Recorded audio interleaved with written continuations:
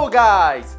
Today we are going to learn how to ask questions in English. Vamos a aprender a preguntar en inglés.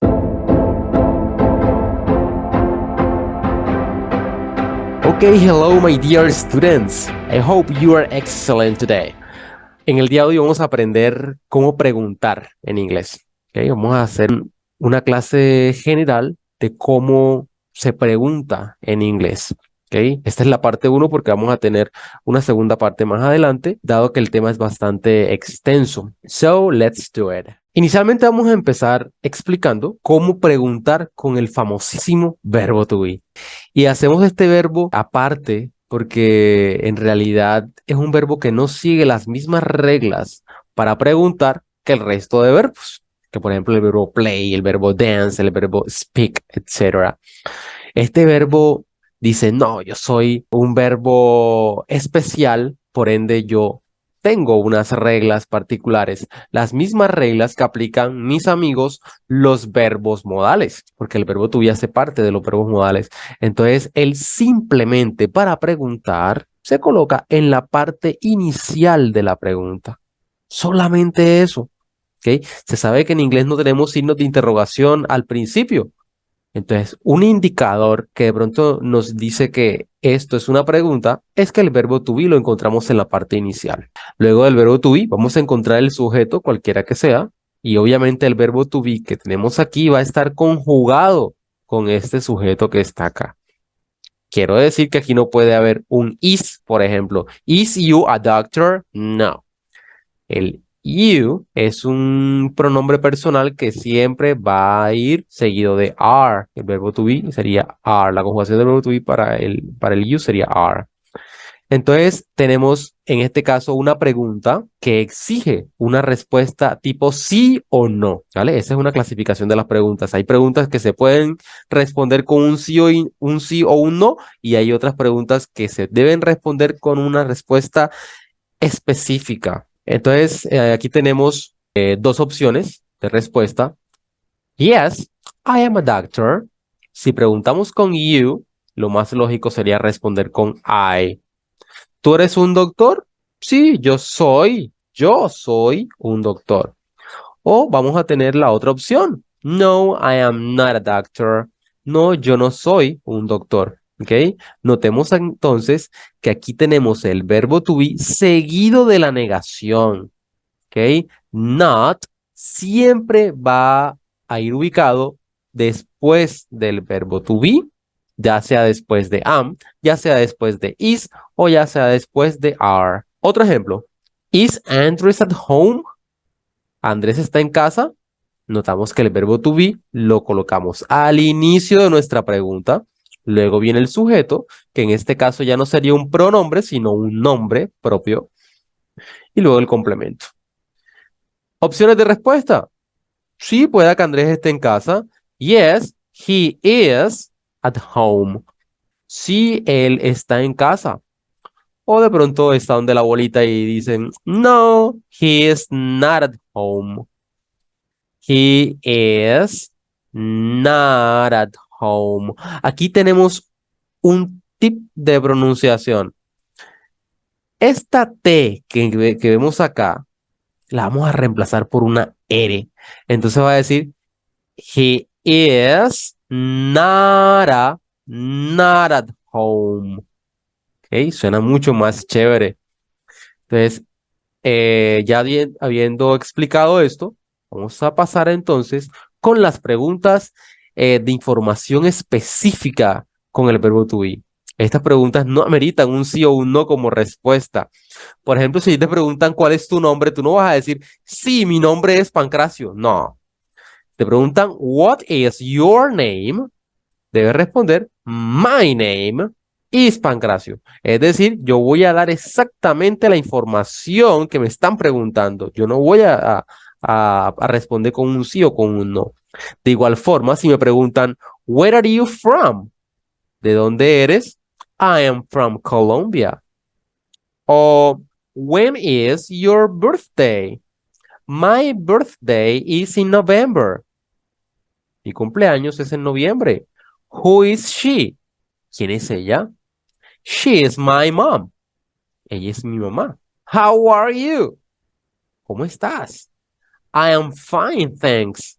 Yo estoy bien, gracias. Entonces, miren que todas estas preguntas tienen algo en común. Todas tienen una palabrita que empieza con WH.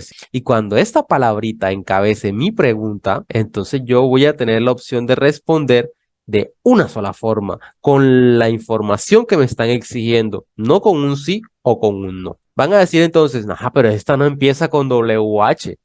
Sí, no empieza con WH, pero pertenece a la misma familia de las WH questions o WH words, como quieran llamarle. ¿Ok? Bien. La segunda parte hace referencia a cómo preguntar en inglés, pero ya con verbos diferentes al verbo to be. Recapitulemos, habíamos dicho que el verbo to be era un verbo que tenía reglas o seguía reglas gramaticales diferentes para preguntar, ¿cierto? Tomemos un verbo cualquiera, ¿ok? Un verbo cualquiera, el verbo speak, es el verbo hablar. Y preguntamos, ¿do you speak English? Es decir, ¿tú hablas inglés? Notemos aquí que el verbo no se coloca al inicio, así como suele hacer el verbo to be. El verbo to be para preguntar se coloca al inicio. Pero el verbo speak no. El verbo speak se queda en esta posición y quien se coloca al principio es un verbo auxiliar. Este auxiliar viene en dos presentaciones. Viene como do y viene como does. ¿Sí? ¿Y por qué se llaman auxiliares? Pues hay muchas explicaciones, pero mi razón particular es porque ayuda a que todo esto que vemos acá sea una pregunta. Porque es que en inglés no existen los signos de interrogación al inicio, solamente existen al final. Entonces, para poder indicar que vamos a empezar una pregunta, yo debo utilizar un auxiliar o cualquier cosa, una piedrita, cualquier cosa, ¿ya? Entonces, la piedrita que va a marcar el camino, que todo esto lo que sigue es una pregunta, va a ser este auxiliar que se llama do. ¿Y cuál es la diferencia entre do y does? Porque ambos son auxiliares, ambos se utilizan para la misma cosa, para hacer las veces de signo de interrogación al inicio e indicar que todo lo que sigue es una pregunta. Entonces, este do y este does se diferencian en el sujeto que lo precede. En este caso, cuando yo pregunte con you, cuando yo pregunte con I, cuando yo pregunte con they, cuando yo pregunte con we, entonces yo voy a utilizar el auxiliar to.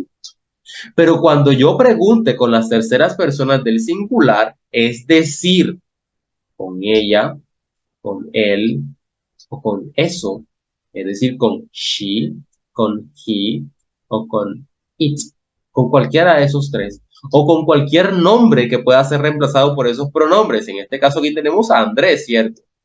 Andrés puede ser reemplazado por el pronombre he, ¿cierto? Es tercera persona. Por ende, no decimos do Andrés, no, sino que decimos does Andrés speak English?